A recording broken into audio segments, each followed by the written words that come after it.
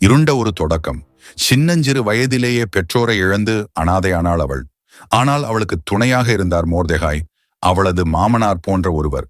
அவர் அவளை தன் பிள்ளையாகவே வளர்த்தார். ஒரு நாள் பெர்சியாவின் ஒவ்வொரு மூலை முடுக்கிலும் ஒரு ஆணை ஒலித்தது. ராணி வாஸ்தி ராஜாவின் சொல்லை மறுத்துவிட்டாள். இப்போ புதிய ராணி தேவை. நாடு முழுதும் அழகிகள் தேடப்பட்டனர். அவர்களோடு எஸ்தரும் அழைக்கப்பட்டாள். ஒரு யூத பெண், ஆனால் யாரும் அதை அறிந்திருக்கவில்லை.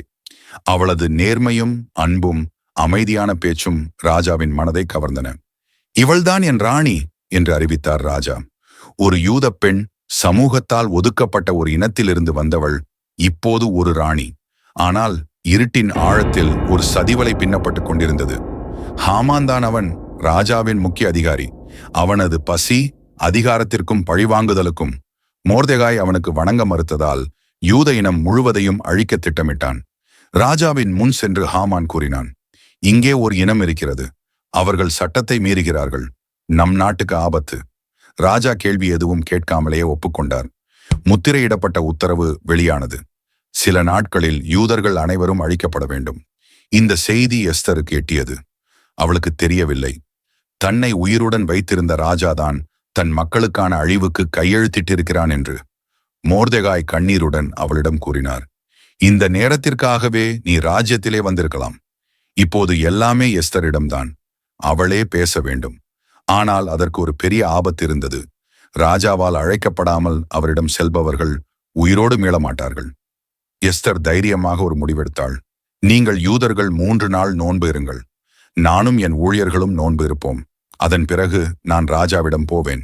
நான் அழிந்தால் அழிந்து போகட்டும். அது ஒரு காலம். ஒரு பெண் பேசி முடிவெடுக்க முடியாத சமயம். ஆனால் இவள் பேசி தன் மக்களை காப்பாற்ற துணிந்தாள். 3 நாட்களுக்குப் பிறகு எஸ்தர் பச்சை நிற அரச உடை அணிந்து நடுங்கும் நெஞ்சுடன் ராஜாவின் முன் சென்றாள். சில நொடிகள் அமைதி. அவளுக்கு பின்னால் காவலர்கள் தயாராக நின்றிருந்தனர். அதே நேரம் ராஜா புன்னகைத்தார். தன் தங்கச் செங்கோலை நீட்டினார். அவளது உயிர் காப்பாற்றப்பட்டது. எஸ்தர் ராஜாவிடம் அன்பாக ஒரு விருந்தை ஏற்பாடு செய்ய சொன்னாள். அங்கே ஹாமானும் இருந்தான். 2வது விருந்தில் எஸ்தர் தைரியமாக பேசினாள். என் ஜனத்தை அழிக்க ஒரு சதி நடக்கிறது. அந்த சதியின் தலைவன் இவர்தான், ஹாமான். ராஜா அதிர்ச்சியடைந்தார். என் ராணியின் ஜனத்துக்கு ஆபத்தா?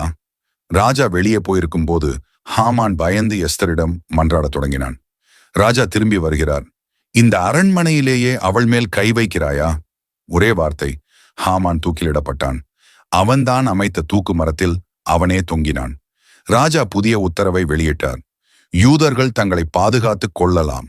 அதாவது ஒரு மக்கள், ஒரு இனம், ஒரு சந்ததியே ஒரு பெண்ணின் விசுவாசத்தால் காப்பாற்றப்பட்டது. எஸ்தர் ஒரு பெண், ஒரு அனாதை, ஒரு புறம்பானவள். ஆனாலும் தேவன் அழைத்தவள். நீங்களும் ஒரு காரணத்திற்காக இந்த உலகத்தில் இருக்கிறீர்கள். அந்த ஒரு நிமிடம் வரும். உங்கள் விசுவாசம் தேவனுக்காக ஏழ வேண்டும். எஸ்தர் போல நீங்கள் தைரியமாக எழுந்தால் தேவன் உங்களை வழிநடத்துவார். இந்த கதை உங்களுக்குள் ஒரு விசுவாசத்தை எழுப்பினதா? லைக் பண்ணுங்க, வீடியோ ஷேர் பண்ணுங்க, சப்ஸ்கிரைப் பண்ணுங்க. TN Christian யூடியூப் சேனல்ல இன்னும் biblical warriors and hidden heroes பத்தி வந்துகிட்டே இருக்கும்.